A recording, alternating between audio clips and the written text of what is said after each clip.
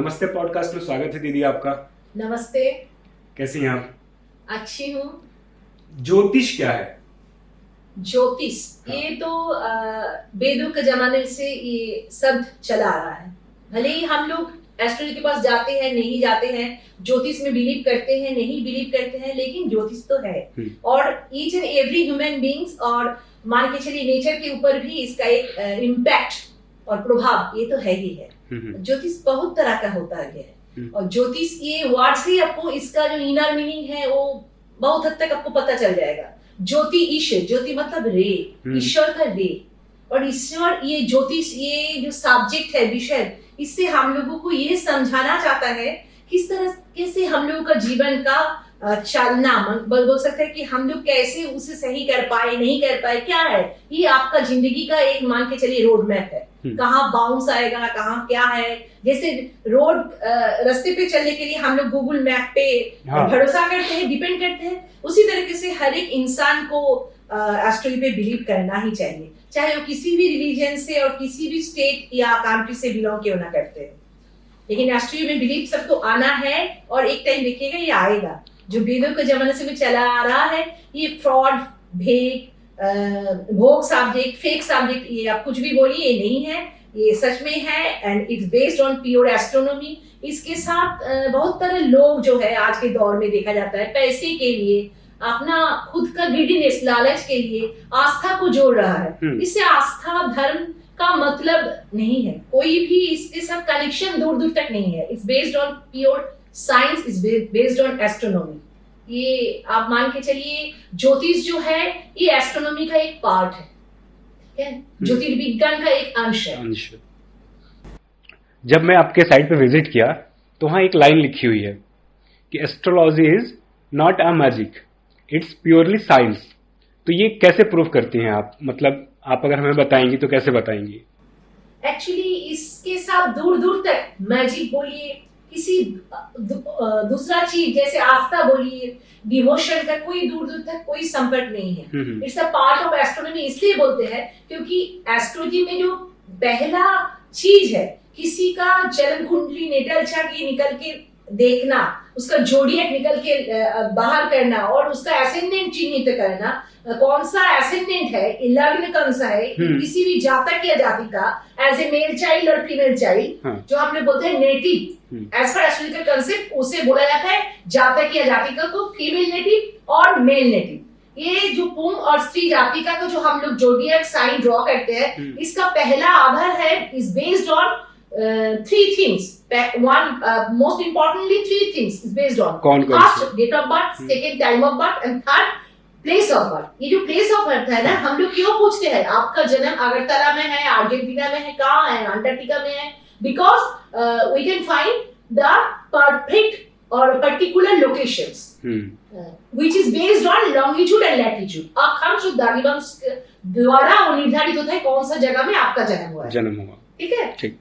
तो ये जन्म के लिए मतलब लॉन्गिट्यूड लैटिट्यूड लगता है, इसलिए आपको पता ही रहेगा कि खगोलीय शास्त्र से जुड़ा हुआ विषय है। अक्षांश और द्रव्यमांश। जो बच्चा मतलब आज के दिन में, आज अभी मानिए कोई एक बच्चा जो अगरतला में जन्म ले रहा है और जो अंटार्कटिका या अर्जेंटीना में जन्म ले रहा है, सारी का जो लॉन्गिट्यूड और लैटिट्यूड है वो अलग हो जाएगा। तो उसका जो कॉस्मोलॉजी वो जो जैसे वो ग्रैब करेगा या उसमें कॉस्मोलॉजी कैसे गिरेगा वो भी तो अलग हो जाएगा। और प्लैनेटरी पोजीशन, एक्चुअली ये नेटा चार्ट होता क्या है, जस्ट अ प्लैनेटरी पोजीशंस। जिस दिन आपका जन्म हुआ है उस दिन जो आपका आसमानी मान के चलिए आसमान का एक उसका रिफ्लेक्शन आपका हॉरोस्कोप में वही आता है, प्लैनेट का रिफ्लेक्शन। प्लैनेट उस दिन कैसे था, उस दिन प्लैनेट का जो रिफ्लेक्शन है, पोजीशन से वो कितना इम्पैक्ट करती है जो बच्चा बर्थ जन्म लेता है।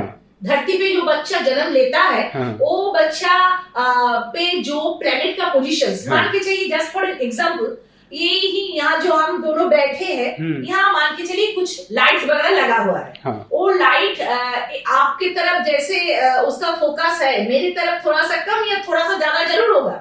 वैसे प्लैनेट का जो रे है वो कॉस्मिक रे वगैरह भी अलग से गिरते हैं इंसान के ऊपर। और ये हर जातक कह लें जिसका जो डिग्री में सबसे ज्यादा, जिसका जो प्लेनेट का जो डिग्री सबसे ज्यादा आता है, उसका उसके ऊपर इम्पैक्ट कुछ ज्यादा होता है। वो इंसान जैसे देखिए आप यहाँ पॉडकास्ट कर रहे हैं, मतलब आप हुए एंकर, तो आपका बोलने का तरीका, the way of talking somehow it's different, मेरे से अलग है, क्योंकि मैं एक एस्ट्रोलॉजर और एडवोकेट हूँ।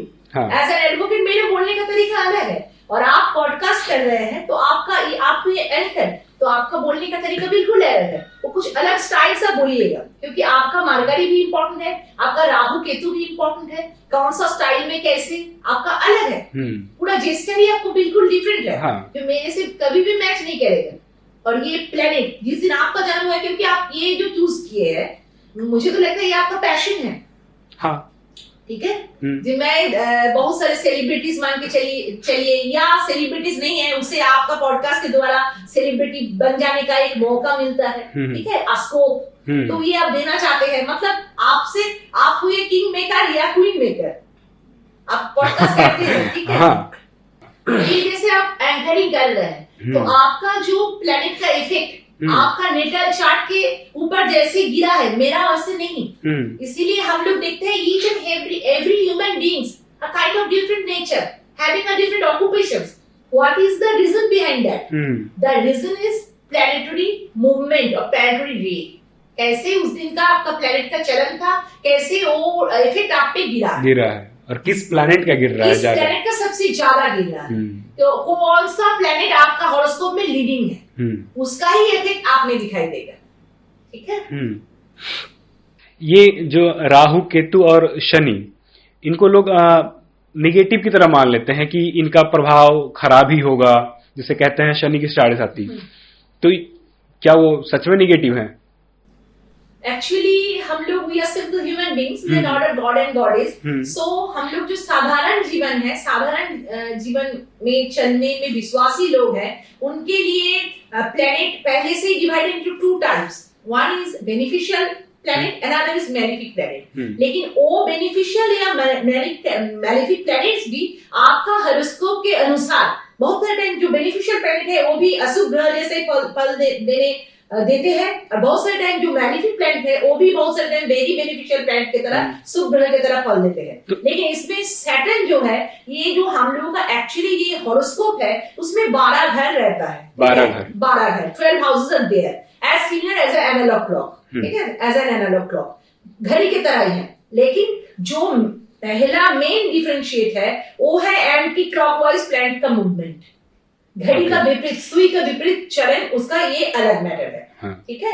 और इसमें सैटर्न को हम लोग मैलेफिक, तो सन भी है, मार्स भी है, रवि मंगल सारे ही मैलेफिक है, लेकिन सैटर्न को हम लोग सबसे ज्यादा सैटर्न से डरते हैं, क्योंकि Saturn according to mythological concept वो अपाहिज एक व्यक्ति है, वो एक्चुअली है सूर्य का ही पुत्र, ठीक है। सूर्य का पत्नी छाया उनका माँ है, और सूर्य का पत्नी के साथ, छाया के साथ जो उसका जो संपर्क और संबंध बोलिए, उससे ही उत्पन्न हुआ था ये शनि महाराज। और शनि एक हाउस में, ये जोड़िया कंप्लीट करने में शनि का 30 इयर्स लग जाता है, क्योंकि एक हाउस में वो 2.5 इयर्स करके, 2.5 साल करके रहते हैं। क्यों, मतलब इसकी वजह क्या है? वो अपाहिज होने की वजह से?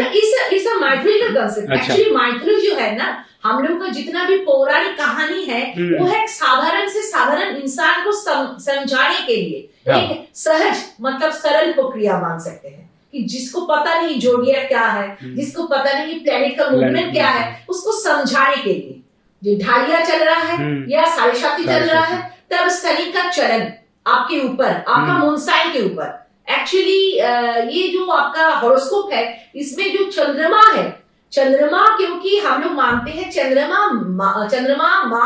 मन का कारक ग्रह, माँ का कारक ग्रह, और मन के ऊपर हम लोग कभी भी देखिए कुछ भी होगा, मन के ऊपर ज्यादा आता है, उसके बाद जो आता है वो आपका फिजिकल इम्पैक्ट, पहला आता है मेंटल इम्पैक्ट। तो सैटर्न जैसा मैलेफिक प्लैनेट का जब भी चलन होता है, उसका जब भी मूवमेंट होता है, तब वो चंद्रमा से किस हाउस में बैठा है, जैसे चंद्रमा का 12th हाउस, चंद्रमा के 7 का हाउस, और चंद्रमा का 2nd हाउस को पकड़ के हम लोग 3 into 2.5, मतलब 7.5 7.5 years, 7.5 ये मानते हैं 7.5। और इस टाइम हम लोग मानते हैं कि एक इंसान का अगर साधारण जीवन चर्या में रहे, उसका 80 साल का उम्र तक 3 आता है। और हर एक 7.5 का तीन बार जीवन में 3 ऐसे सिंपल तरीका से कोई अगर 100 साल जीवित रहे तो उसको और भी 7.5 आ जाएगा। लेकिन 30 इयर्स बात करके ऐसे हम लोग पकड़ते हैं कि एक 80 साल जो जीवित रहेगा साधारण तरीके से उसका जिंदगी में 3 7.5 आएगा। पहला 7.5 में उसका क्या होगा, उसका इम्पैक्ट पड़ेगा उसका मन में, क्योंकि उसका पढ़ाई लिखाई या कुछ घर में कुछ झमेला ये सब आ जाता है। सेकंड 7.5 में उसका क्या होता है, उसका इकोनॉमी रिलेटेड प्रॉब्लम, वो इकोनॉमिकल टर्बल सिचुएशन से उस टाइम उसको गुजरना पड़ता है, उसका आर्थिक स्थिति खराब होता है। और थर्ड 7.5 में हेल्थ रिलेटेड इशू आ जाता है। ठीक है, तो थर्ड 7.5 ऐसे ही आप मान के चलिए, साधारण तरीके से भी सोचिएगा, जब किसी का एज हो जाता है तो उसका कुछ ना कुछ आर्थराइटिस रिलेटेड प्रॉब्लम रहेगा ही। ठीक है, उसका ये आपका भाषा में बोले तो संस्कृत में बोला जाता है बापोजो वेदना वगैरह, मतलब उसका आर्थराइटिस, उसका कुछ मान के चलिए र्यूमाटिस, जितना बाप ये सब ज्यादा आएगा। ठीक है, तो दीदी ये जो शनि की 7.5 की बात करते हैं, तो ये खाली बैड इम्पैक्ट ही जीवन में लेके आती हैं या फिर कुछ शुभ फल भी वैसा है इसका? ऐसे शुभ फल साधारण तरीके से देखेंगे तो उसे आपको शुभ फल नहीं मिलेगा, मिल रहा है ऐसा नहीं महसूस होगा, लेकिन उसका जो इम्पैक्ट रहता है ना एक जिंदगी में, वो एक अच्छे टीचर की तरह काम करके जाता है। वो आपको जिंदगी में कुछ कुछ लेसन सीख दे के ही जाता है कि आपका जिंदगी का चलन ऐसा रहना चाहिए। जब प्राइमरी लेवल में हम लोग देखते हैं कि जब पहला 7.5 होता है, साधारण तरीके से देखते हैं तो उस टाइम कोई जेंट्स हो या लेडीज, फीमेल नेटिव हो या मेल नेटिव हो, दोनों ही जातक या जाति का उस टाइम उसका क्या चलता है, उसका एक एजुकेशन का टाइम हो, वो पढ़ाई लिखाई उस टाइम करते हैं।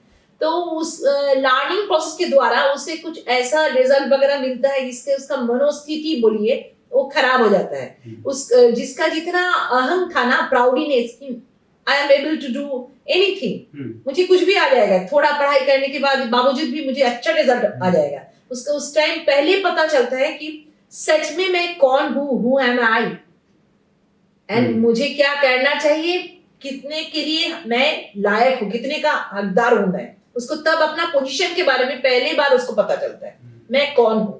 तो इसमें उसका मानसिक स्थिति झिझोड़ के वो रह जाता है, उसको एक बहुत ही टर्मल सिचुएशन से गुजरना पड़ता है। ये तो सेकंड का पहला सीख है।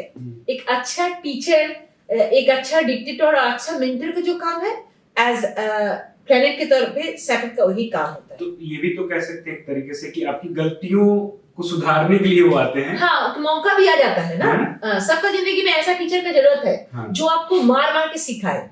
हाँ, पनिशमेंट थोड़ा सा पहले तो पनिशमेंट किसी को भी अच्छा नहीं लगता है, सबको लगता है पनिशमेंट वो तो ब्लेसिंग नहीं है, वो टॉर्चर है। ठीक है, फिजिकल या मेंटल टॉर्चर के तौर पे हम लोग लेते हैं उस टाइम, लेकिन उसे लेना ऐसे चाहिए कि वो एक्चुअली हम लोग का ब्लेसिंग्स है। अगर लॉन्ग लास्टिंग वे से आप देखिएगा तो आपको लगेगा कि हम लोग के एक तरह का ब्लेसिंग्स है। सैटर्न का जो पीरियड है ना, उस टाइम हम लोग अच्छी चीजों के लिए एक सीख उस टाइम से हम लोग को मिल जाता है, कैसे चलना चाहिए, हम लोग का जो डेली लाइफ है उसको किस तरह किस ओर उसका जो मूवमेंट है वो कैसे करे और कौन सा डायरेक्शन हमारे लिए शुभ रहेगा, इसका भी एक झलक वही टाइम दिखाई देता है। ये जो भी ग्रहों का प्रभाव होता है तो इसको ठीक किया जा सकता है कुछ हद तक, ज्यादा हद तक नहीं। क्योंकि हम लोग ये मानते हैं, ये जो शास्त्र है ज्योतिष शास्त्र में, ये तो एक कोई सुपर नेचुरल जो पावर है, ऐसा हम लोग मानते हैं कि it's a divine subject, and at the same time हम लोग मानते हैं we are getting this divine knowledge from our ancestors. और ये एंसेस्टर जो लोग थे, मतलब हम लोगों को जो पूर्व पुरुष थे, उन लोगों को ये शिक्षा मिला है। You can I can say that extra terrestrial element, ठीक है। अब एक्स्ट्रा टेरिस्ट्रियल कोई एलिमेंट था, जैसे मान के चलिए वहां से ये शिक्षा एज ए ब्लेसिंग्स हम लोग का एंसेस्टर को मिला था और एंसेस्टर से हम लोग को मिला है धरोहर के तरह। ठीक है, तो सैटर्न को मैलिफिक प्लेनेट ऐसे नहीं बोला जाएगा, लेकिन कोई भी अगर प्लेनेट मान के चलिए, ऐसे हम जस्ट फॉर एन एग्जांपल, आपको कुछ मतलब खराब स्थिति या विपरीत परिस्थिति के अधीन रखते हैं, उसको हम लोग ऐसे साधारण इंसान है, जस्ट सिंपल ह्यूमन बीइंग्स, तो हम लोग मानते हैं कि ये मैलिफिक प्लेनेट है, कूड़ो ग्रह है और दुष्ट ग्रह है, ये शुभ नहीं है। क्योंकि हम लोग को सब हर टाइम चाहिए कम हार्डवर्क करके ज्यादा लाभ। ठीक है। हाँ। तो लेकिन यही सैटर्न जो सिंपल ह्यूमन बीइंग्स के लिए ब्लेसिंग्स नहीं है उसे, लेकिन सैगास और मोंग जो है बियॉन्ड ऑल एक्सपेक्टेशन, जिसका कोई एक्सपेक्टेशन नहीं है, उसके लिए बहुत लाभदायक आशीर्वाद की तरह है ये प्लेनेट मोक्ष की तरफ आपको लेके जाएगा। ठीक है। राहु केतु के बारे में बताइए, बहुत सुनने को मिलता है राहु केतु। एक एस्ट्रोलॉजर होते हुए दूसरा एस्ट्रोलॉजर के बारे में कुछ भी गलत लैंग्वेज या कुछ भी गलत शब्द का यहाँ प्रयोग नहीं किया जा सकता है, लेकिन असल में होता ये है, ज्यादा से ज्यादा एस्ट्रोलॉजर डराता है लोगों को। अभी शनि का दशा आ गया है, ये मैलिफिक प्लेनेट है, बहुत खराब फल दे देगा। अभी राहु केतु का दशा आ गया है बहुत, और ऊपर से ये भी बोलते हैं कि राहु केतु, कोई बोलता है सर्प है, उसको स्नेक के साथ तुलना करते हैं, बहुत सारे लोग बोलते हैं वे राक्षस है। एक्चुअली राक्षस ना हम आप सबके अंदर सु और कु दोनों है। जो कु है वही राक्षस, ये गुण है। ठीक है। राक्षस एक्चुअली हम लोग जो गन मिलाते हैं, किसी का मैरिटल स्टेटस जब कंपेटिबिलिटी हम लोग मैच करते हैं, जोटक विचार करते हैं, उसमें हम लोग गन का मिलावट वहां मेल करते हैं, तो उसमें 3 गुण आता है, देव गुण, फिर आपका हुआ नर गुण, फिर हुआ गण, देव गण। एक्चुअली वो गुणी का एक आपका मान के चलिए एक प्रायोगिक स्थिति है, इसका ये गुण है। ठीक है। तो गण होता है 3 तरह का, देव, नर और देवारी। बहुत से टाइम लोगों को सुनेगा देव, नर और देवारी। देवारी क्या होता है? देवारी मतलब देवारी मतलब दुश्मन, ये संस्कृत वर्ड है देवारी। बहुत सारे लोग ये बोलते हैं, हमेशा हम देखते हैं बहुत तरह पॉडकास्ट भी देखने को आता है कि वहां बोलते हैं राक्षस गुण। एक ह्यूमन बीइंग्स राक्षस कैसे हो जाएगा? उसका देवता का विपरीत जो स्वभाव, उसे देवारी आप बोलिए, राक्षस मत बोलिए। राक्षस तो कोई इंसान नहीं हो सकता है ना, उसका जो अवगुण है, बदगुण है, उसे आप देवारी बोलिए, जो देवता लोगों का गुणों से कुछ हटके है। इसका मतलब नहीं है वो खराब गुण है। बहुत देवारी जो गण है, ऐसे इंसान भी बहुत अच्छे जातक या जातिका बन सकती है, लेकिन किसी का वो गण है तो उसका कुछ कारकता, मतलब उसमें कुछ अलग कैरेक्टरिस्टिक आपको दिखने का मिलेगा। ठीक है। और ये जो राहु और केतु, एक्चुअली ये आपका जब समुद्र मंथन, ये जो माइथोलॉजिकल कंसेप्ट है, एक्चुअली माइथोलॉजिकल कंसेप्ट का कोई आप ये बोलिएगा ये हिस्ट्री नहीं है, ये इतिहास नहीं है। माइथोलॉजिकल जो जितना भी कॉन्सेप्ट है वो पौराणिक कथाओं पे आधारित है, और पौराणिक कथा बनाया जाता था जैसे साधारण इंसान उसे अच्छे से समझ पाए। ठीक है। कौन सा चीज क्या है, तो समुद्र मंथन के द्वारा जब गॉडेस लक्ष्मी को पुनर्बार कह सकते हैं, स्वर्ग में उसको निवास स्थल से जब निकाला गया था, उसके बाद उसको पुनराय वहां स्थापना करने के लिए जो समुद्र मंथन हुआ था, उसमें सारभानु नामक एक राक्षस भी उसमें उसका पार्ट था, अंश लिया था। वो डिसग्रीज उसका था चेहरा, वो मतलब छद्म वेश धारण करके वो नेक्टर वो भी पीना चाहता था। कौन नहीं चाहता है लॉन्जेविटी?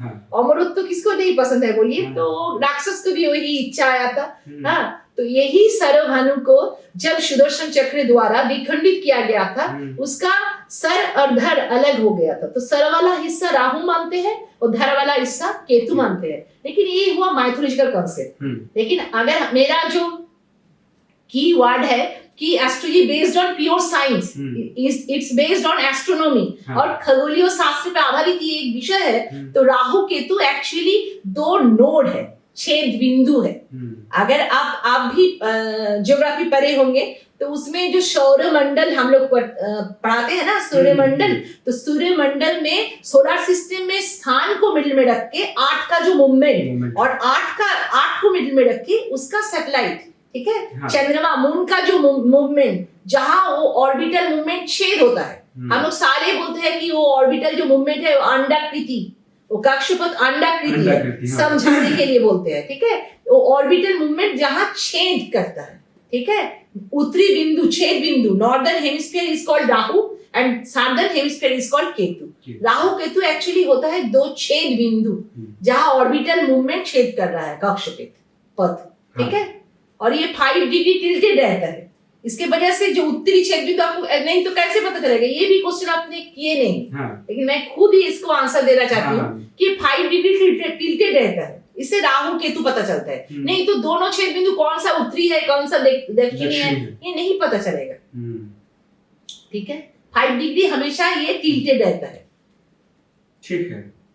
और ये राहु केतु एक्चुअली इंसान का ये दो सर धर ये कुछ नहीं है। एक्चुअली मान के चलिए राहु केतु दो छेद बिंदु है, और राहु से हम लोग जो साधारण जिंदगी जीने के लिए जितना भी हम लोग का लालच, हम लोग सभी कोई ज्यादा है कोई कम है लेकिन लालच से भरे हुए हैं। वो ग्रीडीनेस जो है ना वो राहु उसका ही मतलब रिफ्लेक्शन उससे आता है। किसी का हॉरोस्कोप में राहु किसके साथ बैठा है, कौन प्लैनेट के साथ, उसका रिफ्लेक्शन, ठीक है। और ये कैसे पता मतलब कोई कर सकता है कि कौन से ग्रह जो हैं कौन से घर में बैठे हैं और उसका क्या इम्पैक्ट होने वाला है? एक्चुअली जो आपका जोडियक साइन है वो तो वहां हम बोले हैं पहले कि 12 houses is there as similar as an analogue clock. At the same time 12 घर है, 9 प्लैनेट है और 27 नक्षत्र। ईच एंड एवरी नक्षत्र have some name, have some meaning. सारे नक्षत्र का कुछ उसका नाम है और उसका एक मीनिंग होता है, मतलब होता है। और सारे ही नक्षत्र का डोइटी होते हैं। डोइटी का मतलब सारे नक्षत्र का देवता या देवी के साथ उसको जुड़ा गया है, और सारे नक्षत्र का एक फिगर होता है, एक आकार या आकृति होते हैं। किसी का मून साइन हॉरोस्कोप जो ड्रॉ करते हैं उसमें देखते हैं कि ये 12 घर में किसी का मून साइन किस हाउस में गिरा है, ऊपर से उस मून साइन का डिग्री कौन सा है, ऊपर से उसका नक्षत्र कौन है, तब हम लोग बोलते हैं ये जातक या जातिका इस नक्षत्र से बिलोंग करते हैं। जैसे ये 27 नक्षत्र है, जैसे 12 घर है और एक एक हाउस का एक एक नाम है। जैसे 12 नंबर घर इस एरीज, 11 नंबर घड़ी का, 11 नंबर वो है टॉरस, फिर 10 नंबर वो है जेमिनाई, जैसे 9 नंबर वो है कैंसर, वैसे ही आपका जो 8 नंबर है वो है लियो, ठीक है। इसका मान के चलिए मेष, फिर वृषभ, फिर मिथुन, फिर कर्क, फिर सिंह, ऐसे करके फिर जो घड़ी का 7 नंबर वो भार्ग कन्या। ये सब एक सिंबल है जो जातक या जातिका उस पर्टिकुलर चंद्रमा राशि में जन्म लेता है, उसका उसके अनुसार उसका स्वभाव रहता है, ठीक है। और चंद्रमा के साथ हम लोग माँ और मन को जोड़ते हैं, ठीक है। उसके साथ उसका पानी का रिश्ता जोड़ते हैं। किसी को पानी से डर लगता है, किसी का पानी से खतरा है, किसी के लिए पानी हानिकारक है और किसी के लिए पानी बहुत लाभदायक है। कोई जो दूध बेचता है उसके लिए पानी बहुत लाभदायक है। मेडिसिन बेचता है तो वो भी एक मान के चलिए मेडिसिनल जो सिरप वगैरह आता है उस बेस्ड उसको लगता है ना वाटर जैसा ही है। तो वो लोगों के लिए जो चंद्रमा वो बहुत हद तक हेल्पफुल रहता है। उसके साथ दूसरा प्लैनेट भी देखा जाता है। ऐसे ही घड़ी का जो 7 नंबर है वो भार्ग कन्या है, ऐसे ही 6 नंबर है वो है लिब्रा तुला, और ये सारे का सिंबल है। जैसे एक साधारण एग्जांपल मैं देना चाहती हूँ, जैसे मान के चलिए जेमिनाई, वहाँ एक सिंबल है, एक जेंट्स और लेडीज मतलब वो एक दूसरे को हाथ करके बैठा हुआ है। इससे क्या पता चलता है कि जो जेमिनाई का पर्सन रहेगा, जो मिथुन राशि वाले रहेंगे, उसका जो कैरेक्टरिस्टिक रहेगा वो कुछ कुछ सॉफ्ट एंड हार्ड का एक कॉम्बिनेशन रहेगा। ऊपर से जो लियो है उसका एक सिंबल है। ऊपर से जैसे हम अभी बोले लिब्रा तुला, हम लोग सारे जानते हैं तुला राशि का जिसका मून साइन तुला रहता है वो लोग ज्यादा जज बनते हैं, क्योंकि वो साइन ही है वो लिब्रा, वो तुला दंड का मतलब वो दंडाधीश न्यायाधीश का बैलेंस बनाने का काम रहता है, ठीक है। उसका जजमेंट देने का काम बहुत अच्छे से आता है। जितना बड़ा बड़ा आप जज या एडवोकेट देखिएगा सारे वो लिब्रा तुला का इंसान रहते हैं, ठीक है। जैसे लियो वाले होते ही है किसी जगह का बॉस बनने के लिए, उसका जन्म ही होता है। वैसे ही कर्क राशि वाले जहां जाते हैं वहां घुल मिल जाते हैं, क्योंकि कर्क राशि होता है चंद्रमा का अपना हाउस, ठीक है। ऐसे करके हर एक, जैसे आपका घड़ी का 5 नंबर वो आपका स्कॉर्पियो मतलब बिच्छू, ठीक है। फिर आपका सेजिटेरियस वो धनु, फिर कैप्रिकॉर्न मकर, अच्छा, इसमें एक बात आपको बोलना मैं चाहती हूँ। इंडिया का भी एक अपना राशि है, हाँ। मून साइन है, वो है कैप्रिकॉर्न। आप ये बोलिएगा, ये मुंडेन एस्ट्रोलॉजी में आता है कि किसी कंट्री या किसी चीज, बहुत टाइम लोग पूछते हैं ये कैसा चीज है, वस्तु का भी एक हॉरोस्कोप होता है, ये होता है कैसे, मतलब कैसे आप इसको, ये जो कंट्री है ना, जैसे मान के चलिए 1947 15 अगस्त रात 12 बजे इंडिपेंडेंसी मिला था हम लोगों को अंग्रेज से। तो उस टाइम को पहला, मतलब उस टाइम उसका जन्म मानते हुए तो ये हम लोग इंडिया ड्रॉ करते हैं। ये इंडिया का हुआ या भारत का? इंडिया और भारत एक ही है। नहीं तो देश अगर देखा जाए तो हाँ। बहुत पहले से है। नहीं, जब से हम लोग दोबारा इंडिपेंडेंट बने, ठीक है, हम लोग तो बहुत दिन से पराधीन थे ना। हाँ। ठीक है, जब नए से डेमोक्रेटिक कंट्री इंडिया बने, तब से इनको कैप्रिकॉर्न, ये इंडिया जो कंट्री है, इसका जो जन्म राशि है वो है कैप्रिकॉर्न, मकर। ठीक है। 2025 में बहुत सारी चीजें सुनने को आ रही है कि बदल जाएंगी, इकोनॉमिकल, पॉलिटिकल, तो इसमें भारत पे क्या कैसा प्रभाव रहेगा इसका 2025 का? अगर ये हम लोग देखते हैं, ये जो मुंडेन एस्ट्रोलॉजी, ये एक्चुअली हम लोग मेजर जो प्लैनेट्स है, जैसे मान के हम बोले हैं Saturn, again I told you, जो सैटर्न एक हाउस में पर्टिकुलर हर एक जोडियक जो साइन है, ये 12 घर जोडियक में, इसमें 2.5 इयर्स करके के रहते हैं। ऐसे जुपिटर रहते हैं 1 इयर्स करके, तो ऐसे राहु केतु रहते हैं 1.5 इयर्स करके। राहु केतु 6 बिंदु है, हाँ। लेकिन अकॉर्डिंग टू एस्ट्रोलॉजिकल कंसेप्ट हम लोग को उसका क्या बोले, उसको मैथमेटिकल जो पार्ट है, जो हम ये भी बोलना इसमें जरूरी है, जो ये जो आपका ट्रेडिशनल जो सब्जेक्ट आप एस्ट्रोलॉजी कोई अगर पढ़ना चाहता है, हाँ। तो इसमें दो डिवाइड इनटू पहले ही 2 टाइप्स ऑफ एस्ट्रोलॉजी होता है। कौन से? Predictive astrology and mathematical part of astrology, गणितिक ज्योतिष। दोनों को बताइए क्या क्या है। प्रेडिक्टिव मतलब फलित ज्योतिष। मान के चलिए किसी के पास अगर अपना date of birth, time of birth, place of birth है, उसमें भी एक आपका हॉरोस्कोप नेटल चार्ट ड्रॉ कर सकते हैं हम लोग। ऊपर से एक अलग मैथमेटिक्स होता है जिसमें आपका date of birth, time of birth, place कुछ भी याद नहीं है या आप पता ही नहीं है, इस टाइम भी हम लोग समय निकल सकता है। मतलब जो जिनका डेट ऑफ बर्थ याद नहीं है, हाँ, क्योंकि बहुत लोग के साथ हुआ है ऐसा। वो भी उसका भी हम लोग एक अलग कुंडली, उसका प्रोसेस कुछ अलग है, उसमें टाइम ज्यादा लगता है, लेकिन वो भी ड्रॉ कर सकते हैं। ये इसका ये समझते होगा, इसका जीवन ऐसे चलेगा। अभी ये प्रश्न, ये क्वेश्चन लेके ये मेरे पास आया है मेरा चेंबर में, ठीक है, तरह तरह का इसमें है। और ये जो प्रेडिक्टिव एस्ट्रोलॉजी में एक मेन इंपॉर्टेंट जो रोल है वो है मैथमेटिकल पार्ट ऑफ एस्ट्रोलॉजी। तो जो मैथ्स है उसके द्वारा ही हम प्रेडिक्ट करते हैं इस मंथ में, इस डेट में, इस पर्टिकुलर टाइम में आपका ये घटना घटने वाला है। आप अगर पूछिएगा दीदी मेरा मैरिज कब होगा, हाँ। तो उसके लिए वो कैलकुलेशन हम लोग करते हैं, ठीक है, मैथमेटिकल पार्ट से, ठीक है। और ये जो आपका फलित ज्योतिष है, इसमें पहला बात है आपका जिस दिन जन्म हुआ था उस पर्टिकुलर डे में, मान के चलिए सैटर्न था घड़ी का 12 नंबर, लेकिन अभी सैटर्न का ट्रांजिट हो रहा है घड़ी का 2 नंबर में, एक्यूरियस में, और आपका टाइम में था एरीज में। तो अभी का जो सैटर्न जहां है, जैसे घड़ी का 2 नंबर एक्यूरियस में, उसे हम लोग ट्रांजिट बोलते हैं। ट्रांजिट मतलब अभी का जो ग्रह का चलन, अभी सैटर्न यहाँ है। जो आप क्वेश्चन पूछे जे आपका इंडिया का स्थिति कैसा रहेगा 2025 में, सारे लोग जो न्यूमरोलॉजी लेके ज्यादा रिसर्च करते हैं या पढ़ाई कर, मेरा भी एक पार्ट है न्यूमरोलॉजी, उसे मैं ज्यादा फोकस करती हूँ आपका ट्रेडिशनल एस्ट्रोलॉजी में, जो वैदिक एस्ट्रोलॉजी, ठीक है। वैदिक वाला ज्यादा परफेक्ट होता है। हाँ, ये आप बोल सकते हैं, क्योंकि वैदिक में सारा चीजों को हम लोग कैलकुलेट करते हैं, सिर्फ और सिर्फ संख्या के दौर पे उसे विचार नहीं करते हैं। देखिए संख्या में तो बहुत सारी चीज नया आ जाएगा, जैसे अभी लोग टैरोट के कार्ड रीडर आ गया है, फिर लुसुगी जो चाइनीज एक फॉर्मूला है वो आ गया है। न्यूमरोलॉजी मतलब संख्या से, अगर मानिए हम लोग सारे बोलते हैं 2000 बोल रहे हैं कि 2025 जो ईयर आएगा वो आपको 2 + 2 + 5 = 9। तो सबको पता है 9 सिग्निफाई द प्लैनेट मार्स, तो मंगल को दर्शाएगा।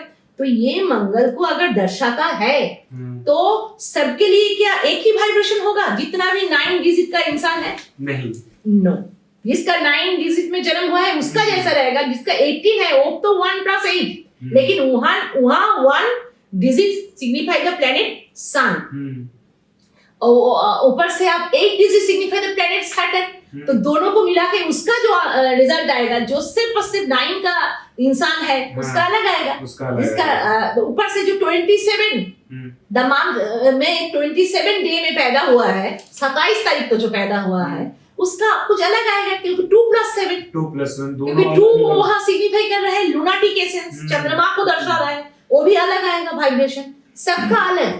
तो ये इससे स्पेसिफिक नहीं किया जा सकता है, लेकिन वैदिक एस्ट्रोलॉजी में आप स्पेसिफिक ये इंसान यही प्लेनेट इसका लीडिंग है, इसके अनुसार ये जातक या जातिका ऐसे इसका जीवन में होगा। तो इसको ऐसे बोल सकते हैं क्या कि राशियों के हिसाब से जो प्रेडिक्शन सुनने में आता है या आजकल पॉडकास्ट पे कई जगह सुनने को मिल रहा है कि ये राशि का ये कंडीशन रहेगा, तो वो तो सटीक है नहीं कि कुछ ना कुछ डिफरेंट रहेगा सबका, क्योंकि एसेंडेंट, ये क्वेश्चन आपका बहुत अच्छा है भाई, क्योंकि एसेंडेंट सबका ही अलग अलग होता है। हाँ।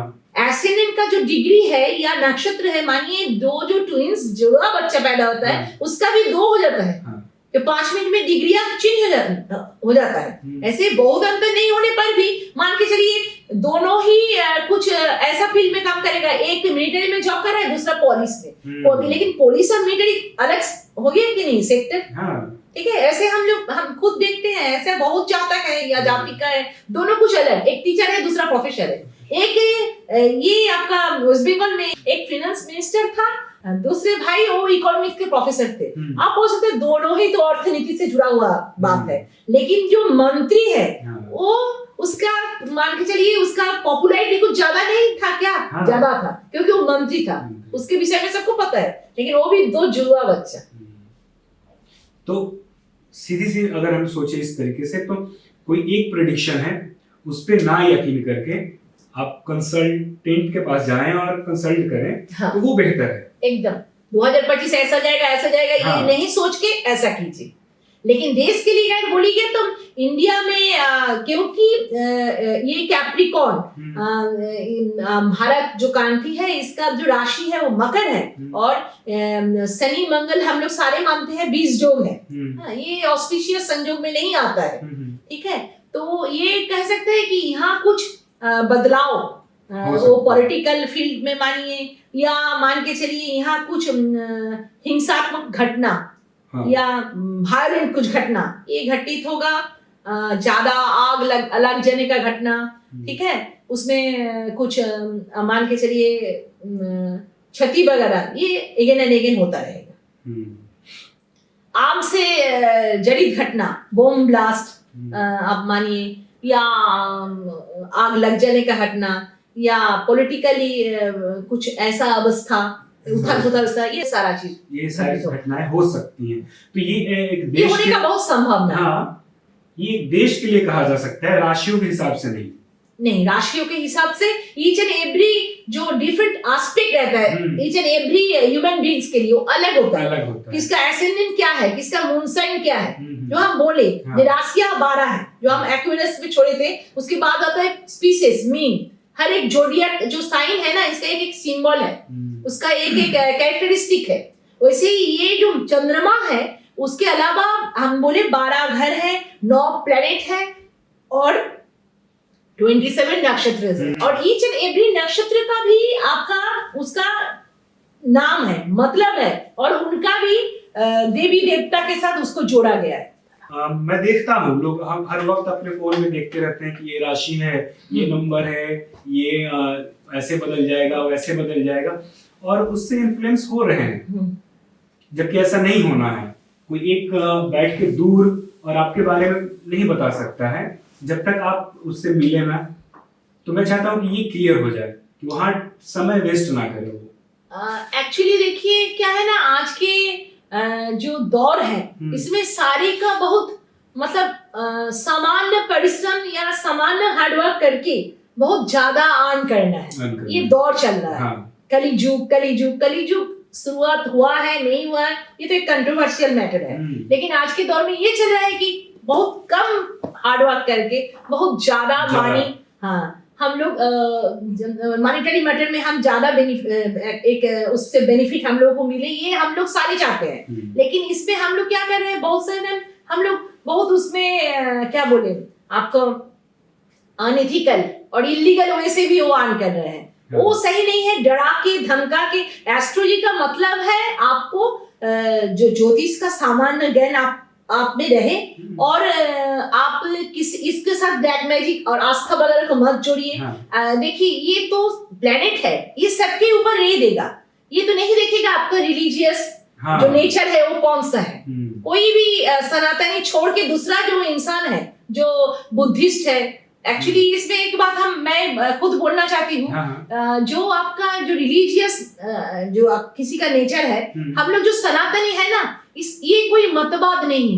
ये होने के लिए हम लोग को किसी चीज में कन्वर्ट नहीं होना पड़ता है, कोई चीज रिचुअल फॉलो करके सनातनी नहीं बना जा सकता है। अब जन्म से ही सारे इंसान सनातनी है, जिसको जो काल्ट में जाना है वो उसको फॉलो करता है, वो रिचुअल को फॉलो करता है। तो बहुत सारे लोग बोलते हैं ये हिंदुइज्म, एक्चुअली जन्म से ही हम लोग सनातनी है। इसके लिए हम लोग को कुछ बनने का करने का किसी चीज को अप्लाई करने का जरूरत नहीं है, हम लोग है सनातनी लोग सारे। दूसरे जो मतलब प्रवर्तक धर्म के किए हैं उस सारे के प्रति हम लोग सम्मान दिखाते हैं, ठीक है। और दूसरी चीज काल्ट है, CULT काल्ट, ये हम बोलना चाहते हैं भाई, ठीक है। काल्ट मतलब एक अलग चिंतन, अलग किसी चीजों पे आस्था, ठीक है। सारा चीज मानिए, सारा चीज काल्ट है। जितना भी सनातन छोड़ के दूसरे धर्म है, वो बुद्धिस्ट मानिए, जैन मानिए, ईसाई मानिए, सारा चीज हुआ काल्ट।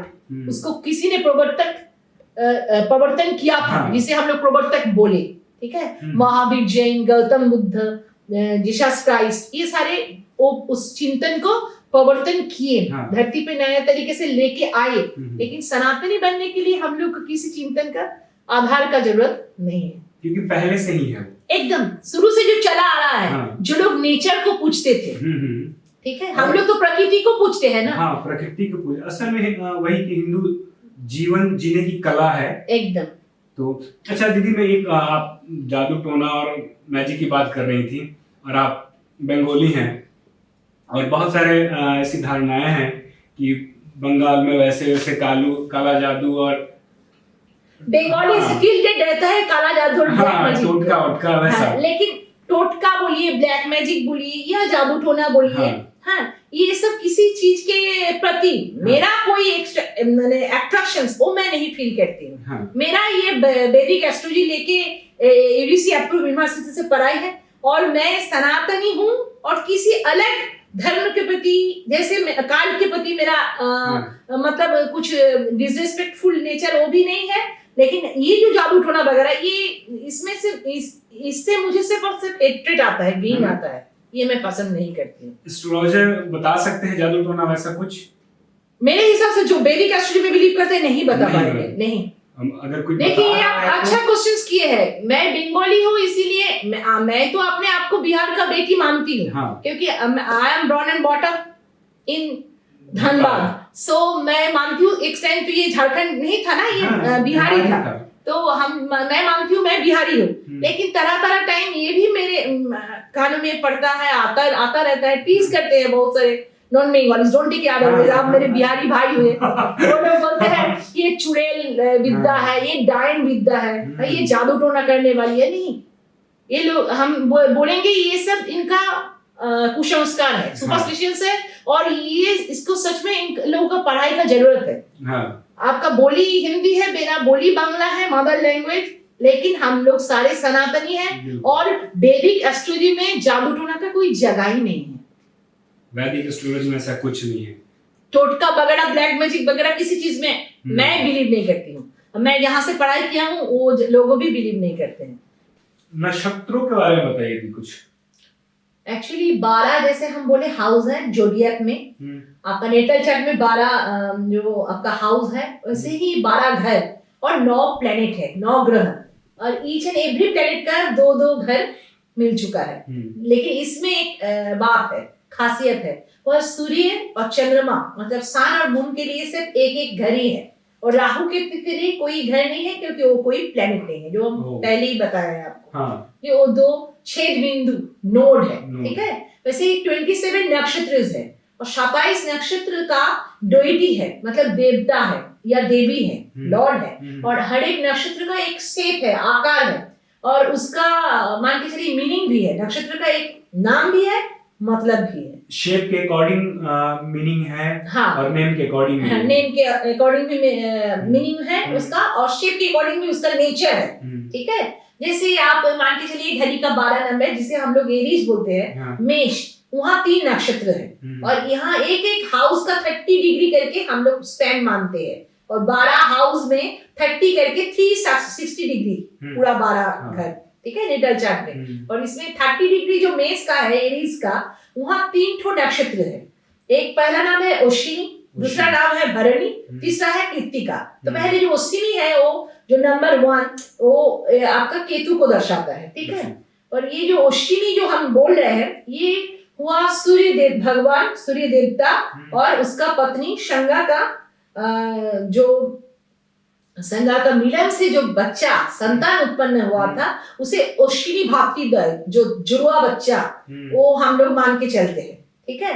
और इसीलिए देखिएगा ये जो नक्षत्र है, इसका जो सिर है, ठीक है, अपर पोर्शन बॉडी का, वो घोड़ा जैसा है, मतलब हॉर्स जैसा, ठीक है। अश्व, अश्विनी का मतलब है अश्व, और जो उसका जो मियर है, मतलब जो बॉडी पार्ट है, वो आपका एक फीमेल जैसा है।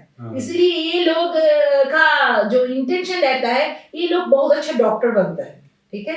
और ये आप महाभारत में भी इसका जिक्र है, जो नकुल और सहदेव थे, वो यही अश्विनी जो भातृद्वय है, इनके बेटे, ठीक है, नकुल और सहदेव, ठीक है। और अश्विनी और जो भातृद्वय है, इनको हम लोग मानते हैं ये देवता का जो वैद्य है, देवता लोगों को जो डॉक्टर का जरूरत पड़ता है, वो यस, ये अश्विनी है।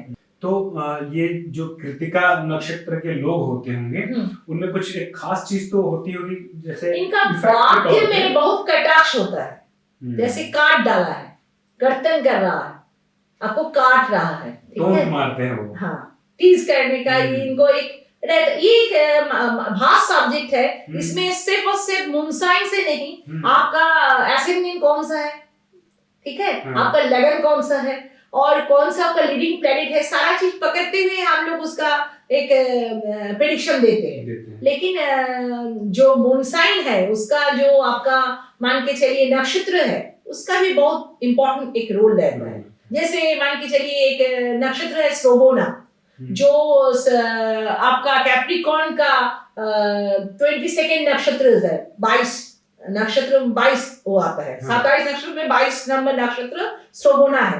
वो ऐसे तो श्री हरि विष्णु को उसका द्वैता है विष्णु भगवान का ही नक्षत्र है, लेकिन वो नक्षत्र वाला इंसान या वाली इंसान, जातक या जाति का, उसमें बुद्धि बहुत ज्यादा रहता है, क्योंकि श्रवण शक्ति, सुन के कुछ याद करने का जो प्रक्रिया, मेमोराइज करने का, ये लोग का दिमाग बहुत, इनका इंटेलिजेंस लेवल बोल सकते, दिमाग बहुत ही तीव्र होता है, बहुत ही तीव्र, ये इसका दिमाग बहुत बढ़िया रहता है, और इनका जो इंटेलिजेंस लेवल वो भी बहुत पीक का रहता है। श्रोबोना नक्षत्र हम लोग मानते हैं कि वो सरस्वती का जन्म नक्षत्र है। ये लोग बहुत ज्ञानी पंडित, और ये लोगों का कुछ भी चीज मेमोराइज करने में दूसरे से कम समय लगता है। जैसे हम जानते हैं, ये श्रोबोन से ये वर्ड श्रोबोना, सुन के याद रखना। हम लोग जानते हैं वेदों के जमाने में कुछ भी रिटन स्क्रिप्चर नहीं था, तब लोग क्या करते थे, स्क्रिप्ट नहीं था, रिटन स्क्रिप्ट, तब लोग सिर्फ सुन के किसी चीज को वो लोग पहले लिसन करते थे और उसको लर्न कर लेते थे, वो मेमोराइज कर लेते थे, सुन के वैसे ही याद चल के आया, हाँ, सुने, फिर उसको फॉरवर्ड किया, एकदम कैरी फॉरवर्ड, ठीक है। तो ये है। और एक नक्षत्र है, उसको हम जिक्र करना चाहते हैं, वो है शतभिषा। ये आपका एक्वेरियस का 24 नंबर नक्षत्र है, ठीक है। ये है तो राहु का नक्षत्र, लेकिन ये जो दर्शाता है, ये दर्शाता है आपका जो पवन को, सॉरी, ये दर्शाता है आपका वरुण को। ठीक है, जैसे कि दिन का सूर्य को ऐसे एस्ट्रोलॉजिकल कंसेप्ट में माना जाता है सूर्य नारायण, और रात को माना जाता है वो हो गया आपका वरुण। ठीक है, रात का जो सूर्य का पार्ट है वही वरुण हो गया है। और ये आज का जो कंसेप्ट है ब्लैक होल, शतभिषा नक्षत्र में भी वही कंसेप्ट देखते हैं, एक हॉलो है बीच में, वो उसका जो पैटर्न है वो एक सर्कल है और बीच में उसका हॉलो है, कुछ नहीं है। ब्लैक होल का जो कंसेप्ट है, कितना डेप्थ है, क्या है, किसी को पता नहीं है। वैसे ही शतभिषा नक्षत्र का जो जातक या जातिका होता है, उसका अंडरग्राउंड एक उनका लेवल रहता है जो किसी को पकड़ में नहीं आता है। या तो बहुत अच्छे इंसान बनते हैं या तो बहुत मतलब बुरा इंसान भी वो लोग बनते हैं, शतभिषा। और एक नक्षत्र है जो है पुष्या, ठीक है, पुष्या जो मतलब है, इसका मतलब है पोटेंशियलिटी, पुष्टि। ठीक है, ये आपका घड़ी का 9 नंबर, ऐसे तो 27 नक्षत्र है, सबका अलग अलग द्वैती है, लेकिन घड़ी का 9 नंबर में एक नक्षत्र है जो 8 नंबर नक्षत्र जिसे पुष्या बोला जाता है। ये है तो सैटर्न का नक्षत्र, मतलब शनि महाराज का नक्षत्र, लेकिन वो बृहस्पति का जन्म नक्षत्र है। और उसका जो द्वैतो है, उसका जो किसी मतलब हर एक नक्षत्र को मान सकते हैं कि किसी देवता के साथ जुड़ा गया है, उसका कारोकता को समझने के लिए। ठीक है, तो उसको माना गया है बृहस्पति उसको रिप्रेजेंट कर रहा है, और है भी ये बृहस्पति का जन्म नक्षत्र। अच्छा, ठीक है, तो हर नक्षत्र जो है, नक्षत्र को ये आप सीधा मान के चलिए भाई, नक्षत्र हुआ आत्मा।